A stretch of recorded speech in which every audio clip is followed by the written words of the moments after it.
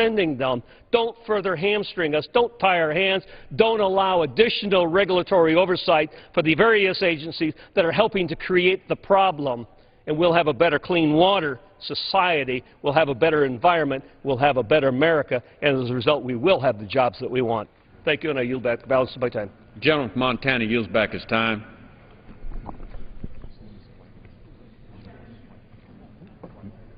Gentlewoman from Wyoming. I move to strike the last word. Gentlewoman from Wyoming is recognized for 5 minutes. Mr. Chairman, I rise to oppose the amendment and to support the underlying bill. Water rights are a state issue, and this amendment would allow two federal agencies to increase their own scope of jurisdiction pursuant to the Clean Water Act. Those agencies have acknowledged that this amendment would allow them to increase the scope of their jurisdiction under the Clean Water Act. It is not that non-navigable waters go without regulation. Non-navigable waters are regulated. They are regulated in the states by state systems.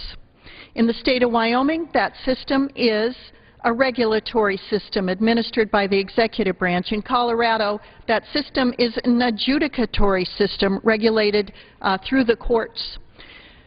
But in every case, in the West, where water is precious and sparse, the people who control it, whether it is in my state like the Board of Control and our 4 regions and our water commissioners, our superintendents, our ditch riders, our ranchers, our farmers, our Division of Department of Environmental Quality, they know the names of the streams, they know the names of the people who interact with the streams, the livestock that interacts with the streams, the wildlife that interacts with the streams, the weeds, the crops, the grass.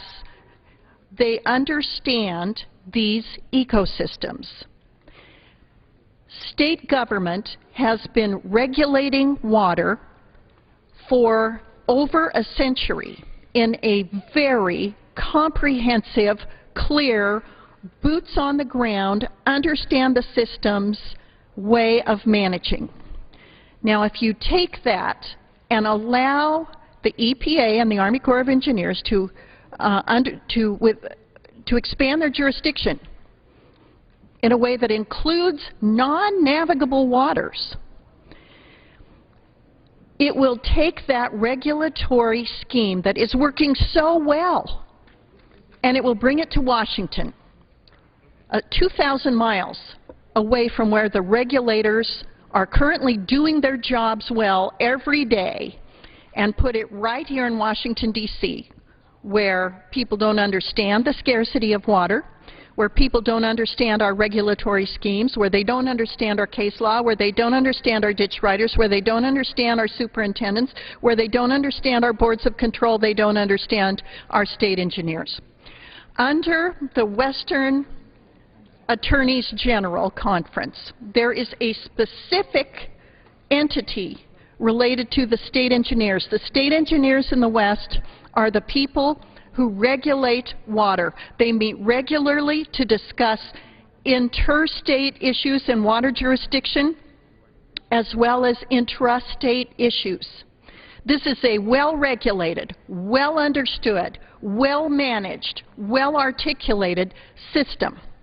To take it and decide the federal government for no good reason could do better at a time when the federal government is broke and we cannot expand its jurisdiction without costing the taxpayers needlessly more, is a travesty, Mr. Chairman. I yield back. Gentlewoman from Wyoming yields back her time. Gentleman from Washington. Mr. Chairman, I move to strike the last word. Gentleman from Washington is recognized for 5 minutes. Thank you, Mr. Chairman. Mr. Chairman, I too rise to oppose this amendment offered by my friend from Virginia. Amendment offered in my mind to protect this administration's overreach on regulating all bodies of water in this country. As my friend from Montana alluded to, this really is a job-killing amendment.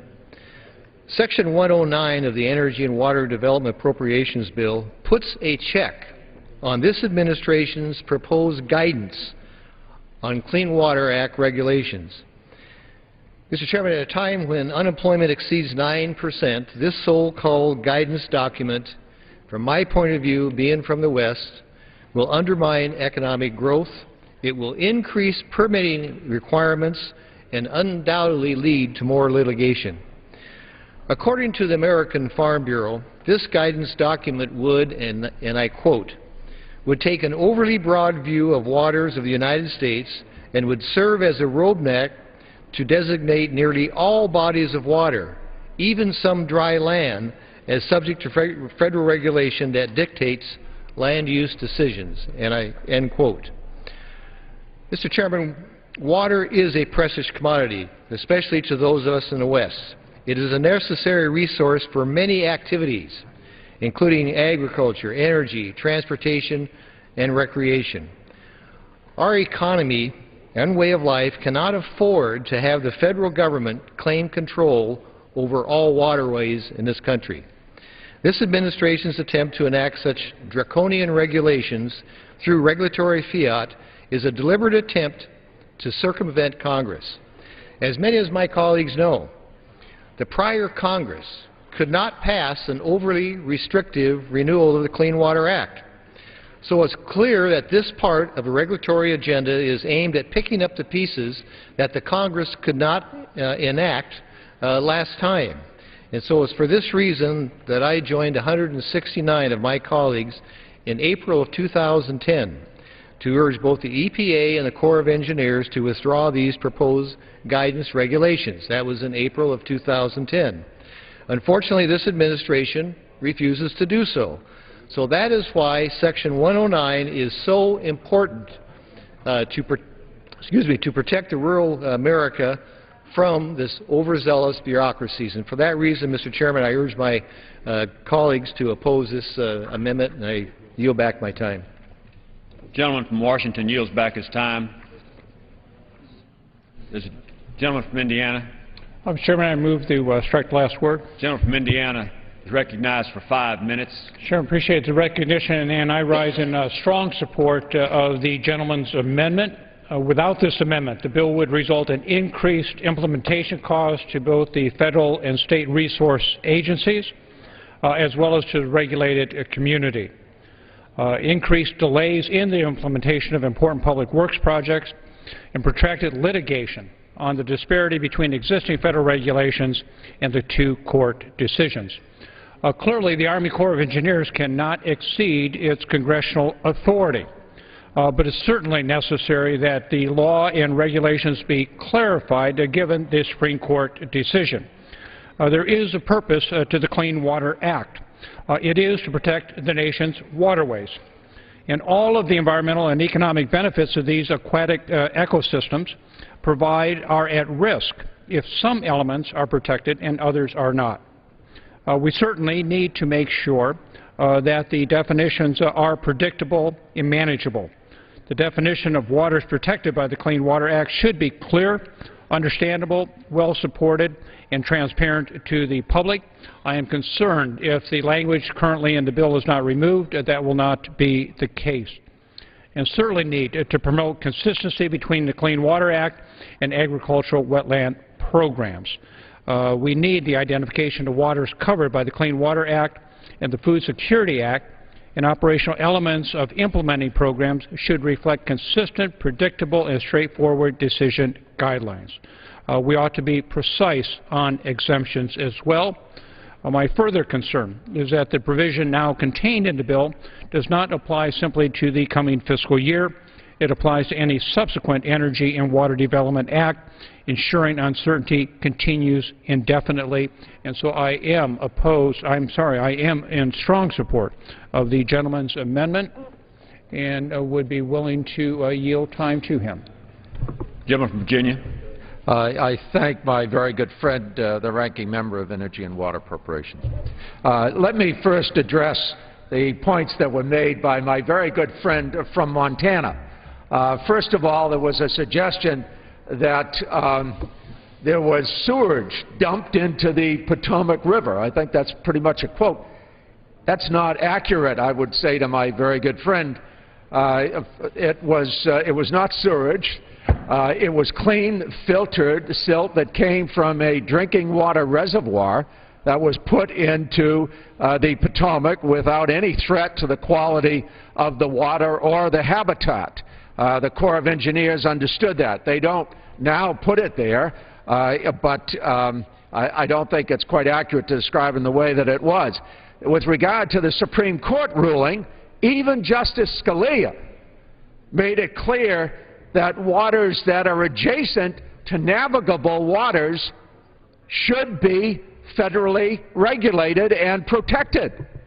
So the statement that was offered in the debate is not entirely accurate. I would also mention that EPA does have an office in Montana, and in fact, the people who were adversely affected by the oil pipeline leak that put a considerable amount of oil into the Yellowstone River, they are saying that EPA was wonderful, tremendously helpful to them. And that's what EPA wants to be now, not only to individual communities adversely affected, but to the businesses, to the mining interests, to the farming interests that need clarification on what waters are appropriately under federal jurisdiction. Let me now yield back my time to the distinguished gentleman from Indiana. Gentleman from Indiana is recognized. My time. Gentleman yields back his time. Gentleman from Mr. Nebraska. Chairman, move to strike the last word. Gentleman from Nebraska is recognized for 5 minutes. Thank you, Mr. Chairman. At this time, I want to yield my time to the gentleman from Montana. I thank the gentleman from Nebraska. And no, the point is there was more than just clean water dropped in to the Potomac. It was done in the dead of the night. It would not have needed to be done in the dead of the night if it was being done legally or above board. And if you want to talk about the oil spill in Montana, the Yellowstone River is, in fact, a navigable stream. Yes, in fact, the EPA did a good job. No, in fact, we haven't, to my knowledge yet, and that is still yet to be open to interpretation because we're waiting. There has been no loss of life among the fish. We'll wait and see. Certainly some of the ramifications will be down the road as a result of the studies that occur, and we do appreciate the EPA coming in. But again, it was a navigable stream. And this amendment strips what we are trying to do to protect non-navigable from being expanded beyond the original intent. Will the gentleman yield just for a question? Certainly. The gentleman talks about the Potomac. I've been here for many, many years. I was on the staff in the other body, and at the time, and this was probably in the mid-'70s, when what the gentleman says was an issue. No. Now, I'm not talking. What time frame are you talking about? If the gentleman will allow me to reclaim the gentleman's time. No, this was more recent? Yeah, this was in the year 2000. I'm just going to say the reason we got the thing cleaned up was because of the Clean Water Act. That's how the Columbia. No. That's how the Columbia. The Potomac got cleaned up. I yield back. With the gentleman. No, the issue was not as a result of the Clean Water Act being established to clean up the various rivers around the country. The issue had to do with specifically the Potomac and the discharges that occurred within the Potomac.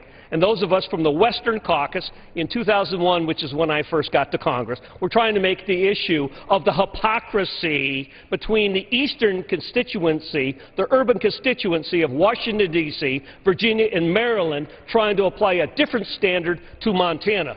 So the issue was specific to the discharge in the Potomac, and it was specific to the Wilson Bridge and an endangered species and the hypocrisy of two separate interpretations. The Supreme Court has made an interpretation that the agencies are going too far. We agree with it. The language in the bill agrees with it. This amendment is a bad amendment, and I hope you vote no.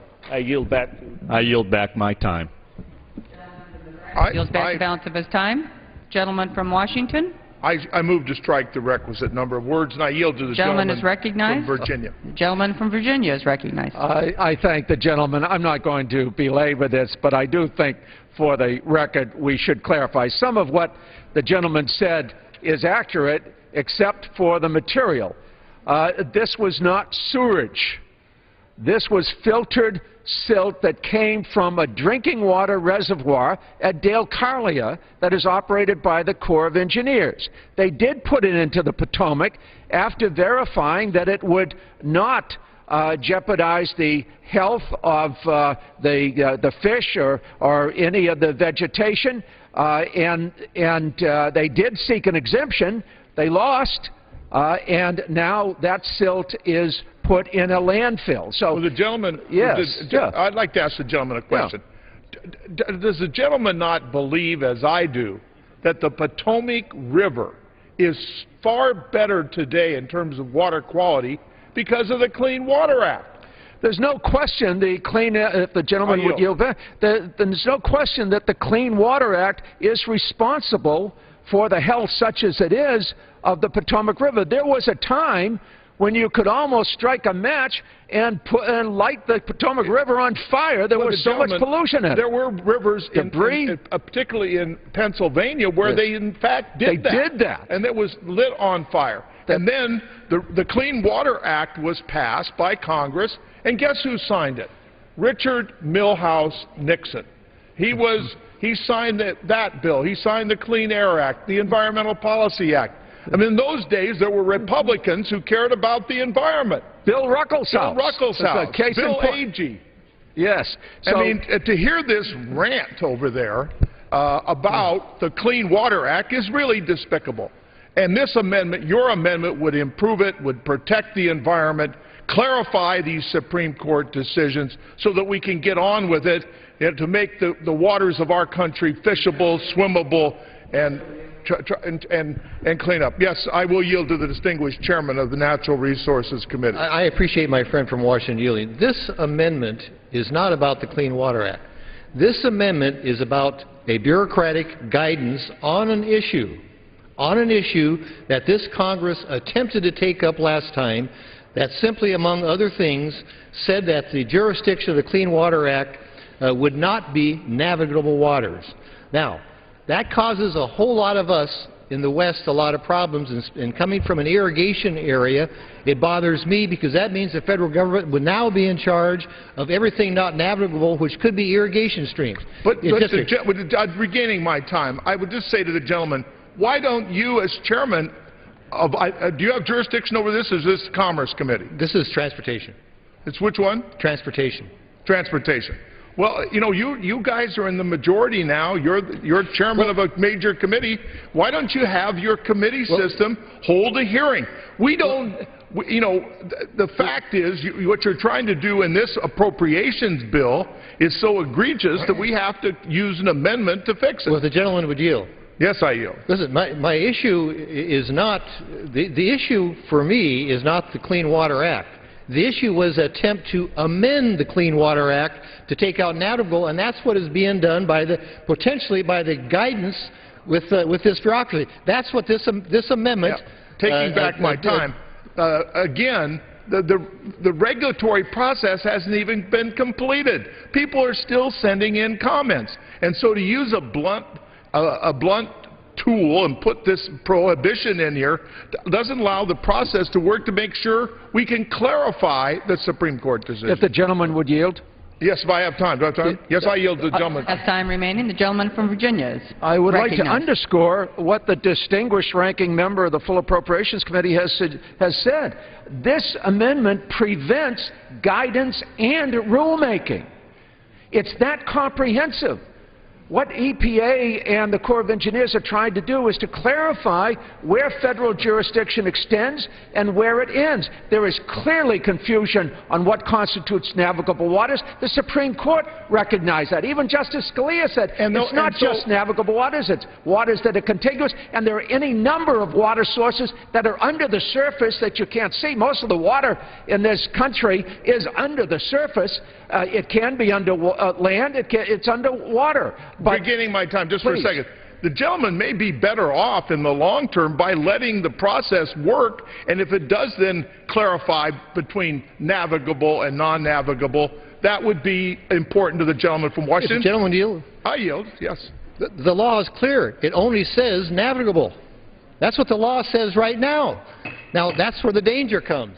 Time's let's- expired. The time's Let's work expired. together to clarify it. The gentleman's time's expired. Does any other member wish to seek time to speak to the gentleman from Virginia's amendment? If not, the question is on the amendment offered by the gentleman from Virginia, and those in favor will signify by saying aye.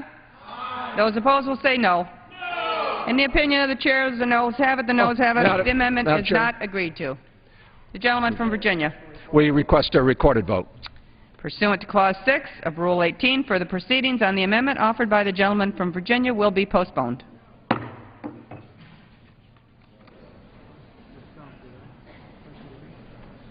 Clerk will read.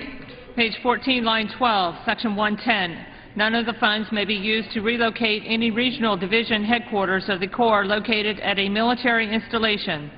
Section 111. Section 5 of the Madam Act Chairman, I is amended have an amendment at the desk. The gentleman from Nebraska. Clerk will report the amendment.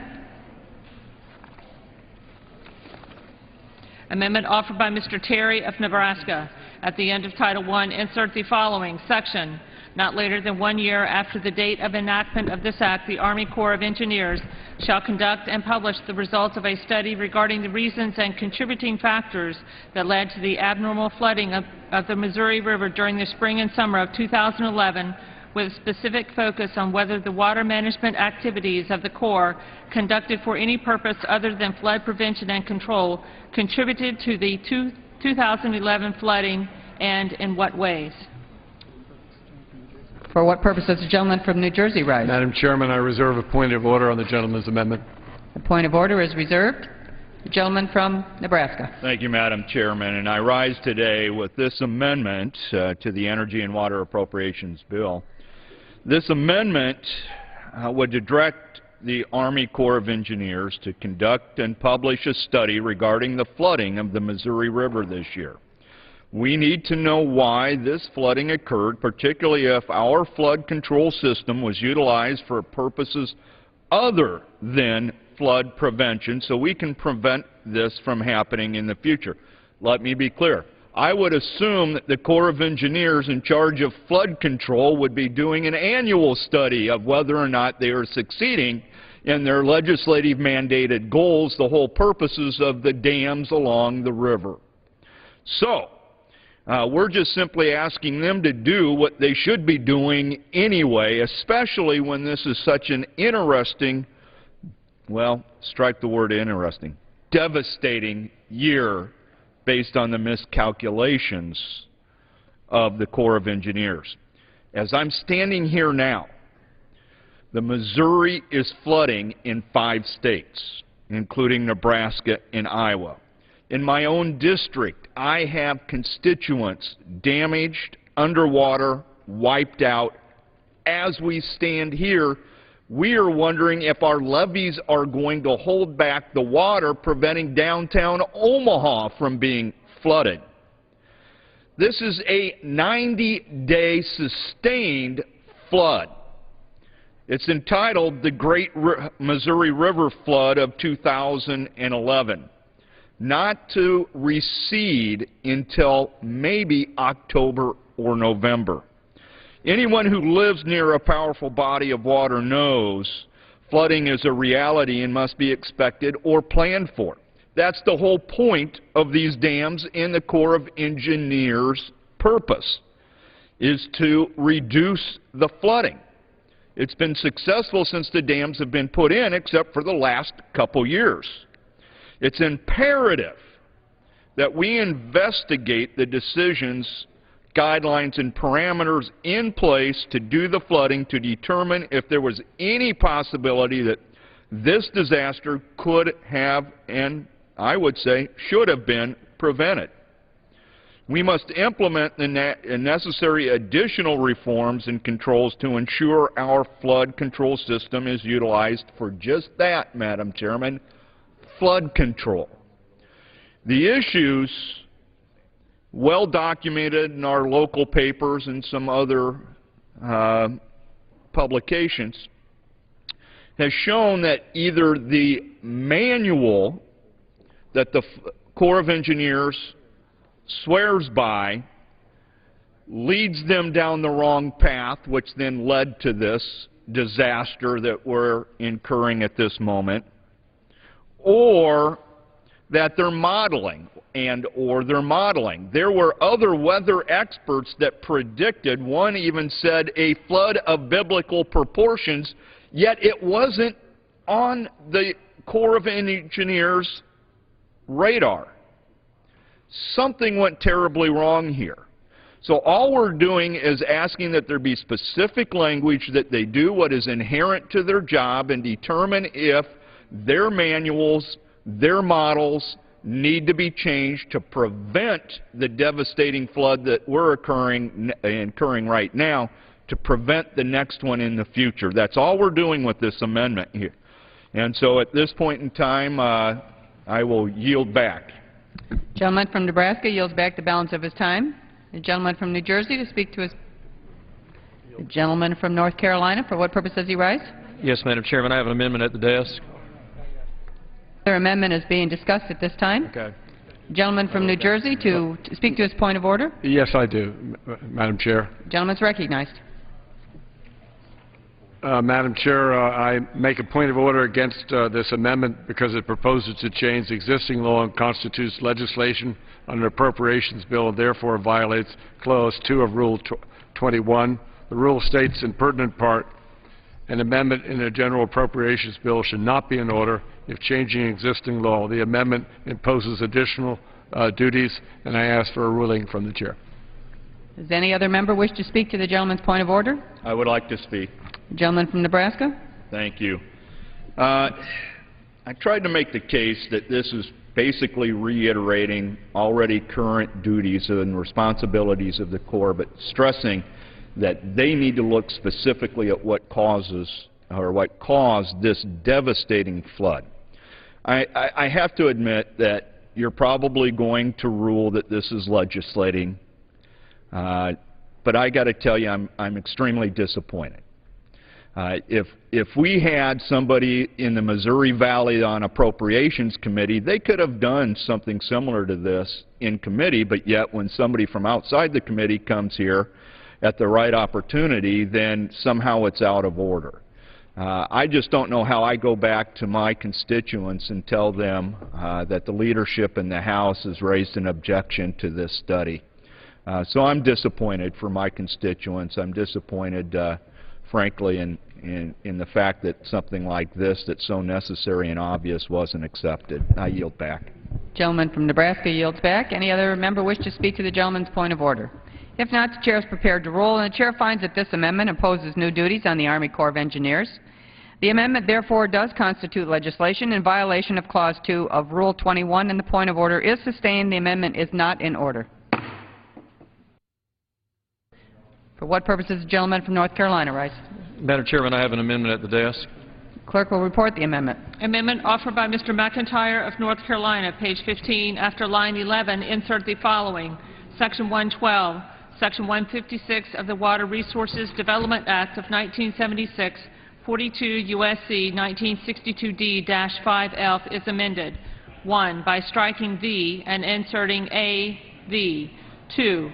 By inserting before the period at the end the following, or after the date of the last estimated periodic nourishment of contemplated in the Chief's report, whichever is latter, and 3. By adding at the end the following, b. Before the end of the 50-year period referred to in subsection A, the Secretary of the Army, acting through the Chief of Engineers, shall, subject to the availability of appropriations, therefore, undertake a review of a project to which subsection A applies to evaluate the feasibility of continuing federal participation in the project and shall make a recommendation to the Congress. For what purpose does the gentleman from New Jersey rise? Mr. Chairman, I reserve a point of order on the gentleman's amendment. Point of order is reserved. The gentleman from North Carolina is recognized for 5 minutes to speak to his amendment. Thank you, Madam Chairman. Under the Water Resources Development Act, as we know, is WRDA of 1986, Congress authorized most coastal and shoreline protection and beach restoration projects to be periodically nourished according to a cost-sharing agreement between the federal government and a local sponsor, usually a municipality, for a period of up to 50 years from the starting date of the initial construction of the project. Several of these projects are rapidly approaching the end of that first 50-year period of federal participation. Currently, there is no language in place to provide a process for the reauthorization of these projects. In order for the federal government to remain a continuing partner to protect the people, the infrastructure, the economy, and the environment of our nation's coastal communities, Congress must give the Army Corps of Engineers the authority to assess continued federal participation in expiring beach and coastal projects prior to the end of their original authorizations in order to prevent interruptions to federal renourishment efforts. This authority would ensure that community shorelines will remain safe and economically viable for years to come by letting the Army Corps and the local communities help determine whether or not to continue a shore protection project based on science, on local support, and the standards that the Corps uses for determining whether there should be continued federal fiscal participation and whether it is warranted. These projects are of national and regional significance. Coastal storm damage reduction projects not only support regional economies and indeed the national economy, but they provide critical protection against hurricanes, and as we now are in hurricane season, realize the seriousness of this and other dangerous storms. Federal participation in these projects is determined based on a benefit-cost analysis, meaning that these projects go through a significant study in order to determine that they are merited and that it is in the federal government's financial interest to continue to participate in these projects. However, let's be clear that this amendment would not cut Congress out of the loop, because Congress would always have the final say on final approval of reauthorizing these projects. Any approval for a construction phase would still have to be approved by Congress, so it only makes sense to allow these projects to proceed without interruption. Madam Chairman, I yield back the remainder of my time. The gentleman from North Carolina yields back the remainder of his time. The gentleman from New Jersey to speak to his point of order. Madam Chairman, I move to strike the last word. The gentleman is recognized for 5 minutes. Madam Chairman, I must oppose the amendment as authorizing on an appropriations bill. I share the gentleman's support for the Corps of Engineers' participation in beach replenishment projects that provide protection from coastal storms for individuals and businesses. Coming from a state with a 137-mile shoreline, I too understand the importance of these projects to local, regional, and our national economy. The amendment offered, however, would add authorizing language to the energy and water bill, and therefore it is subject to a point of order. So while I am sympathetic to the gentleman's intent, I must oppose the amendment and will insist upon the point of order. Gentleman yields back. I yield back. Does any other member wish to speak to the point of order? If not, the chair is prepared to rule, and the chair finds that the amendment proposes directly to change existing law, and as such it constitutes legislation in violation of Clause 2C of Rule 21, and the point of order is sustained.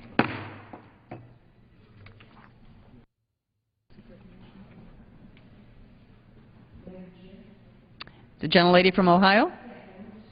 The gentlelady is recognized for 5 minutes. Yes. Members and Madam Speaker, I'm having help placing this chart up here just to show how much petroleum America imports, the red line, and overall how much we use, a totally dependent nation. I offer this amendment to help restore the energy security, economic security, and environmental security of our nation. Nothing could be more vital. My amendment takes a small step and shifts a very small amount of funds, $10 million, from the administrative costs within the Department of Energy to help restore funds to solar energy research and development within the Energy Efficiency and Renewable Energy Program. Sadly, the base bill jeopardizes America's new energy future as it cuts research in solar energy by more than 1/3 from last year and over 60% from the President's request, providing $166 million, but that's $97 million below fiscal year 2011 and $291 million below the President's request. The $10 million in reprogramming represents less than 5% of the $220 million administrative budget of the Department of Energy. If they made their buildings more energy efficient, we could shift the funds into research on new technologies. For months I've been hearing from constituents outraged about the high price of gas and energy in our country. And once again, the recent job statistics from the Department of Labor tell us very clearly that every time you have an oil price hike, you have rising unemployment. You can go back 40 years. Every time it goes over $4 a gallon, we get a spike in unemployment. It's not rocket science. As it stands, this bill reinforces our dependence on foreign oil. By contrast, my amendment focuses on a new energy future for America by shifting a modest amount of funds for solar energy to provide American consumers with the new choices that they want. Our priorities in this bill must be aligned with the needs of our nation for tomorrow, not yesterday. America shouldn't be held hostage by future energy price spikes. We must promote sustainable environmental stewardship while creating jobs right here in our country. We need to address budgetary realities, and this bill does it. But there are accounts we have cut. But investments in new energy sources to displace imported oil is not the place to cut, not when America is this dependent. Research investments in solar technology have helped create numerous new companies, creating thousands of high-quality jobs already with domestically produced energy. But we are at the dawn of a new energy age, and we can't lose edge now. Solar companies already employ over 90,000 American workers and are expected to grow in both sales and jobs. But that depends on new research, and many of the fledgling companies can't afford to do that. Last week, Isophoton, a Spanish solar panel manufacturer, announced plans to open a new plant in Napoleon, Ohio, that will create more than 300 jobs. Global firms know that particularly Northern Ohio has made renewable energy a priority, and the investment is following. Congress simply must focus on a new energy future for our nation and not let inertia and the habits of the past thwart progress. Overall, the U.S. economy is anticipated to increase jobs by 2% next year, but guess what? In the solar industry, the number of new jobs is expected to increase 26%, according to Cornell University's 2010 Solar Job Census.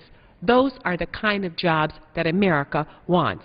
And a recent Ernst & Young report predicts the cost of solar to decrease by as much as half, creating a strong solar option for American consumers and providing solar companies with the opportunity to expand.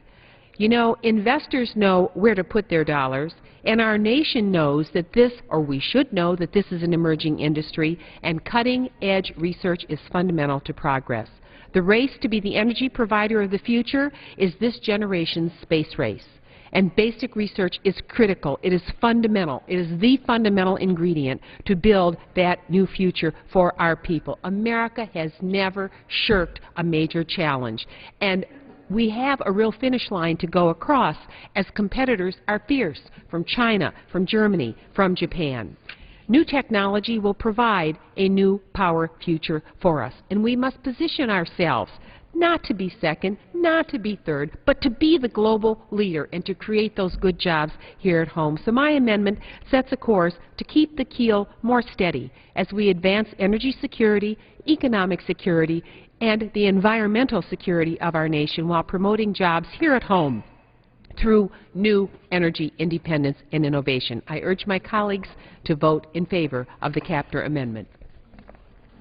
Time's expired. The clerk will read. Page 15, line 12, Title II, Department of the Interior, Central Utah Project, Central Utah Project Completion Account, $27,154,000. Bureau of Reclamation, appropriations shall be expended to execute authorized functions of the Bureau of Reclamation. Water and related resources, $822,300,000. Central Valley Project Restoration Fund, $53,068,000. California Bay Delta Restoration, $35,928,000. Policy and Administration, $60 million. Administrative Provision, Appropriations for the Bureau of Reclamation shall be available for purchase of not to exceed 5 passenger motor vehicles. General Provisions, Department of the Interior, Section 201. None of the funds shall be available through a reprogramming of funds that creates or initiates a new program, project, or activity. Section 202. None of the funds may be used to determine the final point of discharge for the interceptor drain for the San Luis unit until development of a plan. Section 203 of the funds deposited in the San Joaquin River Restoration Fund. All unobligated balances remaining from prior fiscal years are hereby permanently rescinded. Title III, Department of Energy, Energy Programs, Energy Efficiency and Renewable Energy, $1,304,636,000. Spend. Okay. For what purpose does the gentlelady from Ohio rise? Yes. Madam Chair, I move to strike the last word. Does the gentlelady offer an amendment? Yes, I have an amendment at the desk, please. The clerk will report the amendment.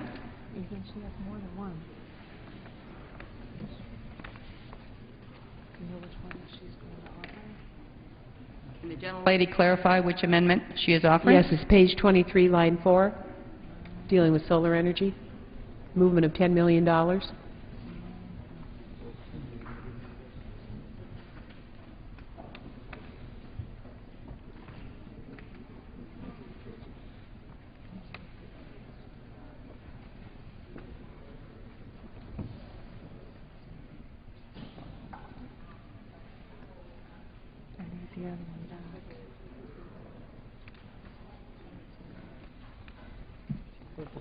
Clerk will report the amendment. Page 23, line 4, amendment offered by Ms. Captor of Ohio. Page 23, line 4, after the dollar amount, insert increase by $10 million. I ask that the amendment be considered as read. Is there objection? The gentleman from New Jersey. A point of order. We don't have the amendment. We'd like to know which amendment we're talking about. Clerk will continue to read the amendment. Page 32, line 4, after the dollar amount, insert reduced by $10 million. Page 32, line 23, after the dollar amount, insert reduced by $10 million.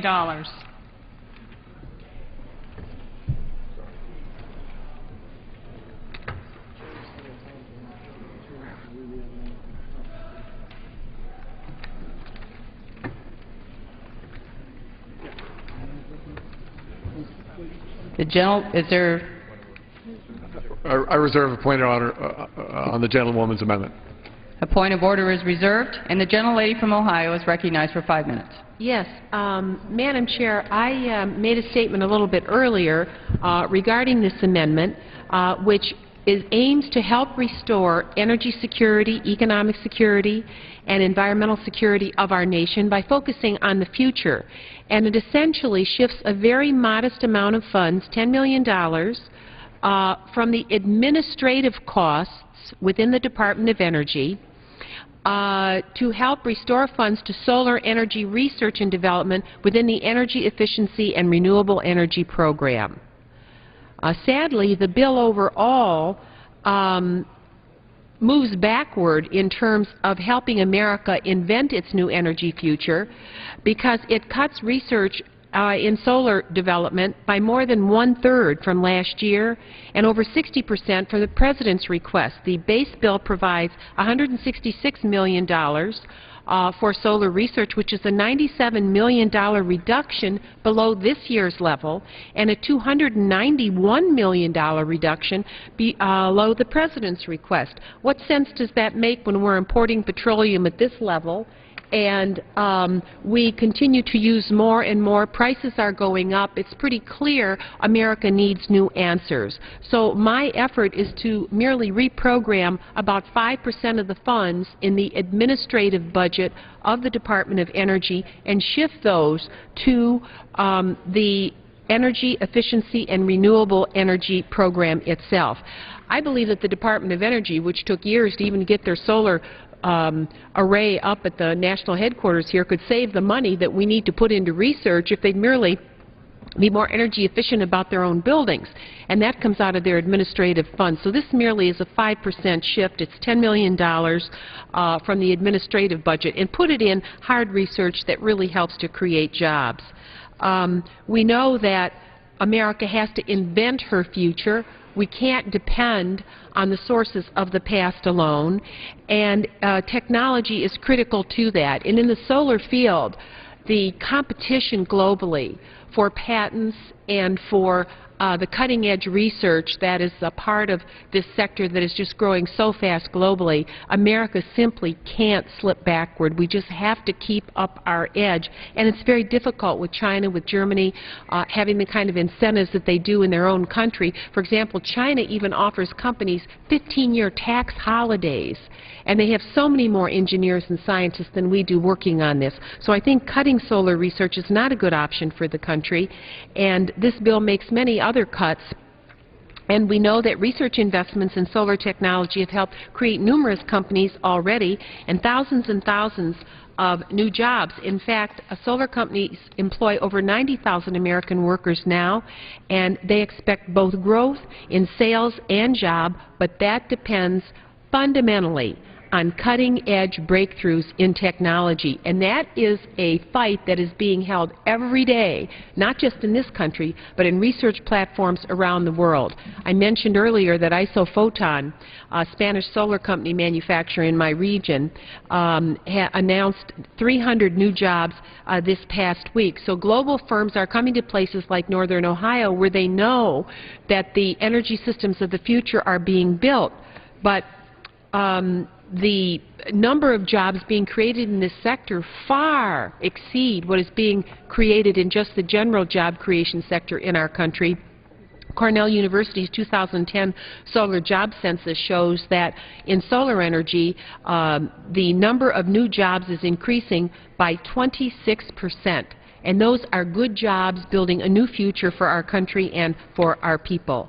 But we know that many of these entrepreneurial companies are too small to do their own in-house research, and so we know that we still need federal research and basic research to help us use new materials, to help us develop the new transmission technologies, to make them truly competitive, to compete against the Chinas and the Germanys of the world that are taking market share as I stand here even today.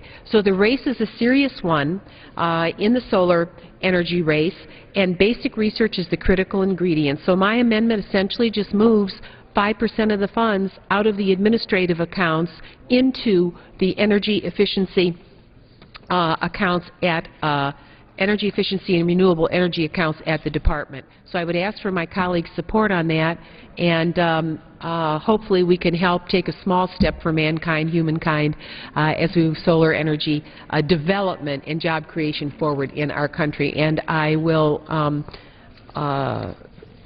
reclaim my existing time. Time's expired. Gentlelady's time's expired. The gentleman from New Jersey to speak to his point of order. I insist on my point of order. Gentleman states the point of order. Is any member, gentleman from New Jersey? Madam Chair, the amendment proposes to amend portions of the bill not read. The amendment may not be considered en bloc under Clause 2F of Rule 21. Because the amendment does not merely propose to transfer appropriations among objects in the bill, but also proposes language other than amounts. I ask for a ruling from the Chair. Does any other member wish to speak to the point of order? Gentlelady from Ohio. Yes. Madam Chair, I would thank the gentleman very much for his thoughtful point of order and would ask unanimous consent to withdraw this amendment, and I have a revised amendment at the desk that I think will satisfy his concerns. Is there objection to the withdrawal of the pending amendment? No objection. Without objection, the amendment is withdrawn. Does the gentlelady from Ohio have another amendment to offer? Yes. I have a revised amendment that is at the desk, and I ask that that the clerk will report the considered. revised amendment. Amendment offered by Ms. Captor of Ohio, page 23, line 4. After the dollar amount, insert increased by $10 million. Page 32, line 4. After the dollar amount, insert reduced by $10 million. The gentlelady from Ohio is recognized to speak to her amendment. Yes, Madam Speaker, I would offer this amendment as a new amendment that would perform essentially the same function, and that is to satisfy any concerns the gentleman might have about where we are moving funds from and moving them to in the energy efficiency and renewable energy program. Could you... The gentlelady yield back? I didn't hear what... did not hear the question posed, Madam Chair. Lady from Ohio. Yes, I would say that I had offered a revised amendment that I would hope would satisfy the gentleman's concern on his point of order. This is a new amendment. It essentially moves dollars from the administrative accounts at the Department of Energy to the energy efficiency and renewable energy program. Well, I would... Does the gentlelady from Ohio yield back? I would retain my existing time. Gentlelady is recognized. Does the gentleman have concerns? Yes, I do, and I would rise to oppose amendment, even though you work very hard to correct some. Could I ask the gentleman the nature of the opposition, please? Well, yeah, I'd like to take my own time to respond in a more formal manner, and I would be happy to yield to you, perhaps at the end of my remarks. All right, thank you. I thank the gentleman. So, Madam Chair. Gentleman from New Jersey. Move to strike the last word. Madam Chair, I rise. Does the gentlelady from Ohio yield back her time? Does the gentlelady from Ohio yield back her time? Yes, I would yield back my time. The gentlelady from Ohio yields back her time. The gentleman from New Jersey. Madam Chair, I rise to oppose amendment. The amendment that has been rewritten somewhat would reduce funding for salaries and expenses in order to increase funding for energy efficiency and renewable energy activities at the Department of Energy. Within this year's extraordinarily tight budget constraints, the bill cannot fund programs that overlap improperly with the private sector, for one, or that do not have pressing needs for additional appropriations. In other words, Madam Chair, I can't support reducing funds for an account that, especially for accounts in administrative purposes that oversee departmental activities. We need more oversight in the Department of Energy, so I reluctantly oppose her amendment, but as I promised, I said I would yield to her. I thank the gentleman very much, and I know that the choices are difficult, and I guess I would put my marbles on getting the department to be more efficient in its administrative operations on its nuclear side and on its civil side, and put more of those dollars into research and development. And I regret the gentleman's objection, but I have the highest respect for him, and maybe we can work this out down the road. I yield back, but still oppose the amendment. Thank you. Gentleman yields back. Any other member wish to speak to the amendment? If not, the question is on the amendment offered by the gentlelady from Ohio, and those in favor will signify by saying aye. Those opposed say no. In the opinion of the chair, the noes have it, and the amendment is not agreed to. For what purpose does the gentleman from Georgia rise? Madam. For what purpose does the gentleman from California rise? Madam Chairman. Clerk will report the amendment.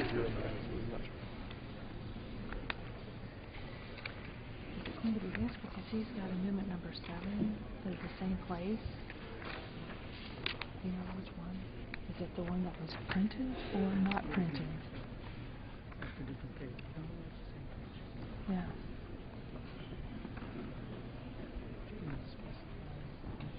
Could the gentleman from California specify his amendment that he is offering? Yes, it's the amendment to H.R. 2354, beginning with page 23, line 4. No, it's the big one, so we're good now. Thank you. Clerk will report the amendment. Amendment offered by Mr. McClintock of California, page 23, line 4. After the dollar amount, insert reduced by $1,304,636,000. Page 24, line 6. After the dollar amount, insert reduced by $289,420,000. Page 24, line 18. After the dollar amount, insert reduced by $476,993,000. Page 28, line 13. After the dollar amount, insert reduced by $820,488,000. Page 28, line 23, after the dollar amount, insert reduced by $100 million. Page 29, line 7, after the dollar amount, insert reduced by $160 million. Page 31, line 21, after the dollar amount, insert reduced by $6 million. Page 32, line 4, after the dollar amount, insert reduced by $500,000. Page 52, line 15, after the dollar amount, insert reduced by $68,400,000. Page 53, line 7, after the dollar amount, insert reduced by $11,700,000. Page 53, line 13, after the dollar amount, insert reduced by $10,700,000. Page 54, line 4, after the dollar amount, insert reduced by $1,350,000. Page 54, line 12, after the dollar amount, insert reduced by $250,000. Page 62, line 2, after the dollar amount, insert increased by $3,250,437,000. The gentleman from California is recognized for 5 minutes. Thank you, Madam Chairman. I offer this amendment on behalf of the Republican Study Committee to save roughly 10% from this appropriations bill, or $3.25 billion, simply by getting the federal government out of the energy subsidy business. For more than 30 years, the Department of Energy has squandered billions of dollars subsidizing research and development that no private investor would touch, with the promise it would somehow make our nation energy independent. Every year, we have spent untold billions on these programs, and every year we've become more dependent on foreign oil. We're now running a deficit that threatens to bankrupt our country, and this requires us to cast a critical eye on every expenditure that's failed to meet its objectives. And none has failed so spectacularly as the Department of Energy's subsidy of energy research, which has left us billions of dollars poorer and left us stuck with mediocre technologies that only survive on a lifeline of public subsidies. I'm sure the opposition will try to depict this amendment as some sort of Luddite reaction to green technology. It's exactly the opposite. By stopping the government from doling out dollars to politically favored industries, by stopping it from picking winners and losers among emerging technologies competing for capital, we restore the natural flow of that capital toward those that are most economically viable and technologically feasible.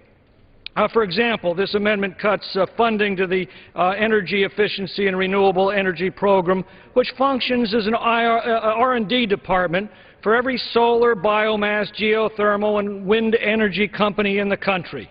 We're not funding the most viable research in these technologies. Private capital beats a path to the door of viable technology. These expenditures are for research considered so dubious that no private investor in his right mind would risk his own capital, and yet this Congress has been more than willing to risk our constituents' capital in the form of their tax dollars. And it shouldn't surprise us that those investments have not paid off.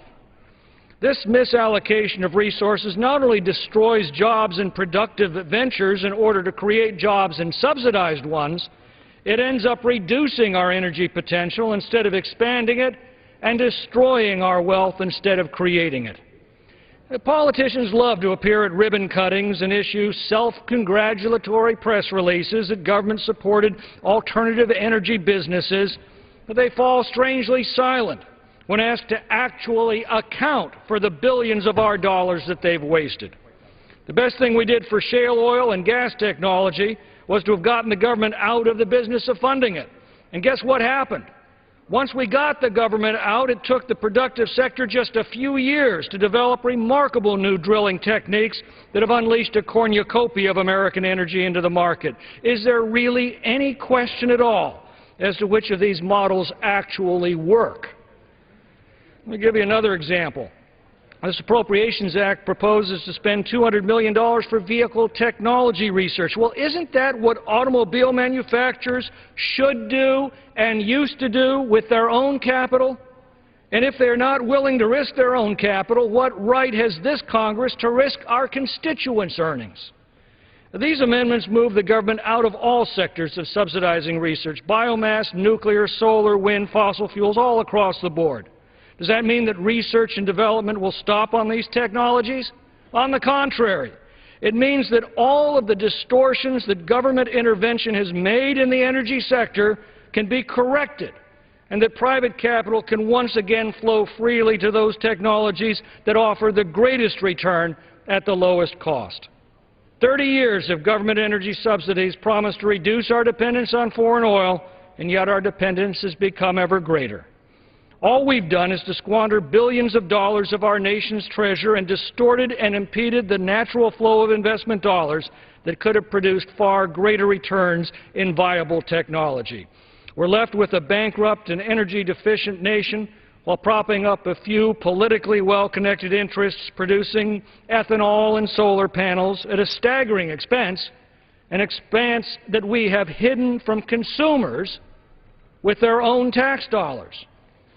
Our energy policy over the last 30 years simply proves that Thomas Jefferson was right when he observed, "Were we directed from Washington when to sow and when to reap, we should soon want bread." Well, for 30 years we've been directed from Washington how to develop our energy. It should surprise no one that today we lack energy. With that, I yield back. Gentleman yields back his time.